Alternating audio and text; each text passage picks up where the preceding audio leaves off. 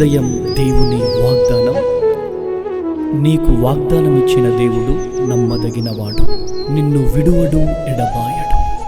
Praise the lord అండి. Good morning. అందరు బాగున్నారా? ఈ ఉదయకాల సమయంలో అందరికీ ప్రత్యేకమైన శుభములు తెలియజేస్తూ ఉన్నాను. దేవుడు మిమ్మల్ని, మీ కుటుంబాలను దీవించి సకల సమృద్ధి చేత ఆశీర్వదించిన గాక. ఆమె చాలా సంతోషం కదండి. అద్భుతకరమైన రీతిలో ప్రతి ఉదయం దేవుని మనల్ని నడిపిస్తూ ఉన్నారు. ఉదయం లేవగానే మరి దేవుని దగ్గరికి రావడం, ఆయన మాటల్ని ధ్యానించడం, ప్రార్థన చేయడం, మరి ఎంతగానో బలపరచబడుతూ ఉన్నాం కదండి. దేవునికి దగ్గరగా ఉన్న వారి జీవితాలు అద్భుతకరంగా ఉంటూ ఉంటాయి. మరి ఈ ఉదయకాల సమయంలో మరి అందరం కలిసి ప్రభు నామాన్ని మహిమపరుద్దాం. ఆమేన్. దేవుని మాటలు ధ్యానిద్దాం.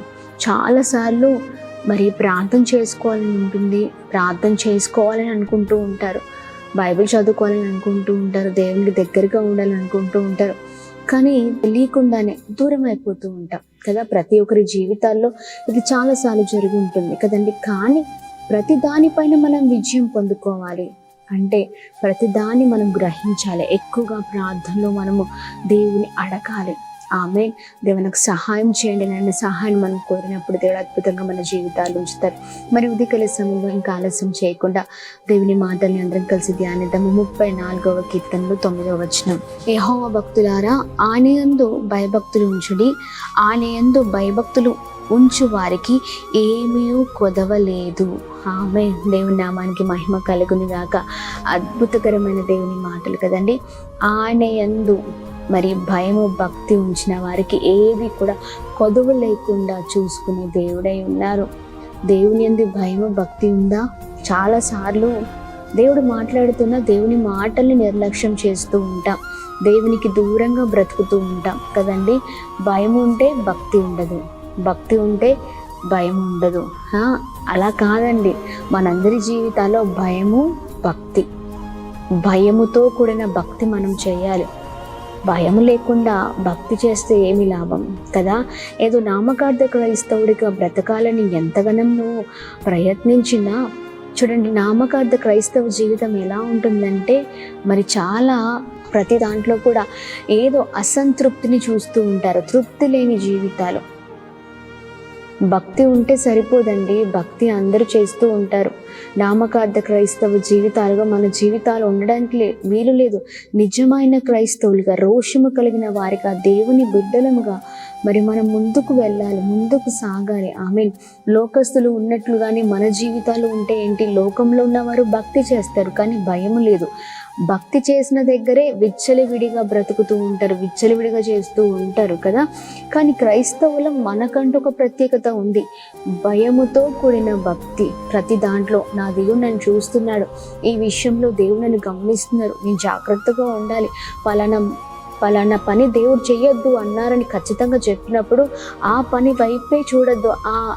దేన్ని కూడా మరి ఇది తాగొద్దు, లేకపోతే ఇలా ఉండద్దు, ఇలా లోకస్తులుగా ఉన్నట్లుగా మీ జీవితం ఉండద్దు అని చాలాసార్లు మాట్లాడుతున్నా మరి ఆ మాటల్ని విని మనం నడుచుకునే వారిగా ఉండాలి. అప్పుడు దీవించబడతాం. ప్రతి దాన్ని దేవుడు చూస్తున్న దేవుడై ఉన్నారు. నువ్వు ఆఫీస్లో ఉన్నా, బయట ఉన్నా, ఇంట్లో ఉన్నా, మరి స్నేహితుల మధ్యలో ఉన్నా, ఎక్కడ ఉన్నా ఒక ప్రత్యేకింపబడిన వారిగా ఉండాలి. లోకంలో వారు చేస్తున్నట్లుగా, స్నేహితులు చేస్తున్నట్లుగా, స్నేహితులు తాగినట్లుగా నువ్వు తాగితే, వారు తిరిగినట్లుగా తిరిగితే కదా, వారికి మనకి తేడా ఏంటి? వారు జీవిస్తున్నట్టుగా మనం జీవిస్తే ఎక్కడున్న ఒక ప్రత్యేకింపబడిన వారిగా మనం ఉండాలి. చూడండి, ఆయన యందు ఆనందించేవారు, ఆయన యందు భయభక్తులు కలిగిన వారికి ఏది కూడా కొదవ ఉండదు. ఆమె ఈ రోజు నీకు సకల సమృద్ధి నీ జీవితంలో కావాలంటే భయం ఉండాలి, భక్తి ఉండాలి. ఖచ్చితంగా నా ప్రతి విషయంలో దేవుడు నన్ను చూస్తున్నారు, నేను జాగ్రత్తగా ఉండాలి. ప్రతి అడుగులో ఆయన చిత్తానుసారం, ప్రతి దాంట్లో మరి దేవుడిని గమనిస్తున్నారని మరి మనము ప్రతి దాన్ని కూడా జాగ్రత్తగా మనము దాంట్లో జాగ్రత్తగా ఉన్నప్పుడు, నడుచుకున్నప్పుడు దేవుని నామం మహిమపరచబడుతుంది. ఆమె దేవుని నామానికి మహిమ కలుగునుగాక. అందరూ అనొచ్చు, ఇంకా దేవుని నమ్ముకున్న తర్వాత పిల్లలు లేరే, ఉద్యోగం లేదే, ఇంకా మీ వ్యాపారం సరిగ్గా లేదే, లేకపోతే మీ ఇంట్లో ఏది లేదా, ఇలా చాలాసార్లు మాట్లాడుతూ ఉంటారు. కానీ నీ భయభక్తులు కలిగిన జీవితం ఏం చేయాలి అంటే, మరి నీ భయభక్తులు కలిగిన జీవితంతో నువ్వు ఎలా ముందుకు సాగాలి అంటే, నా దేవుడు ఖచ్చితంగా నా జీవితంలో అద్భుతం చేస్తారండి.